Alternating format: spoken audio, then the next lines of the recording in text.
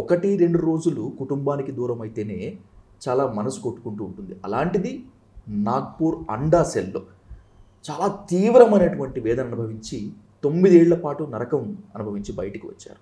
ఎలా అనిపించింది first time ఆ జైలు నుంచి బయటికి వచ్చి ఈ స్వేచ్ఛా ప్రపంచాన్ని చూసినప్పుడు?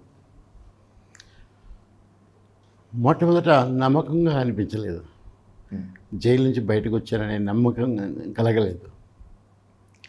రెండవది చుట్టుపక్కల ఉన్న వాతావరణం, చుట్టుపక్కల ఉన్న వస్తువులు, మనుషులు ఉన్నట్టుగా కూడా నాకు అనిపించలేదు.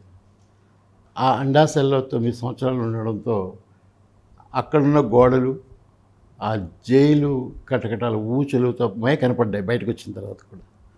అలా కొన్ని నెలల పాటు నిజానికి నా పరిస్థితి అలాగే ఉంది. బయటకు వచ్చినట్టు అనిపించట్లేదు. అలాంటి పరిస్థితి కలిగించింది. కోఆర్డినేషన్ లేకుండా పోయింది. బయటకు వచ్చిన తర్వాత ఒక రకంగా సైకలాజికల్గా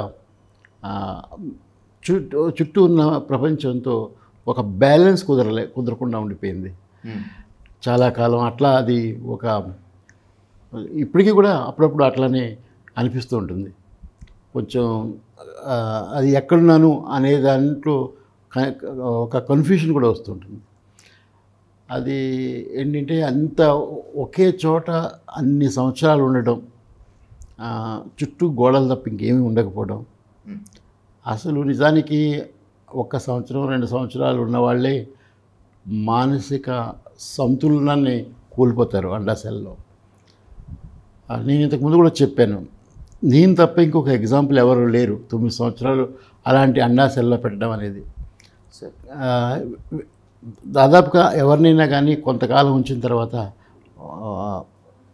అక్కడి నుంచి తొలగించి వేరే చోటకు పెడతారు. అది సైకలాజికల్గా కూడా మంచిది కాదు. అయినప్పటికీ కూడా నన్ను ఒక్కడిని మాత్రం ఎక్కడ అన్ని సంవత్సరాలు పెట్టారు.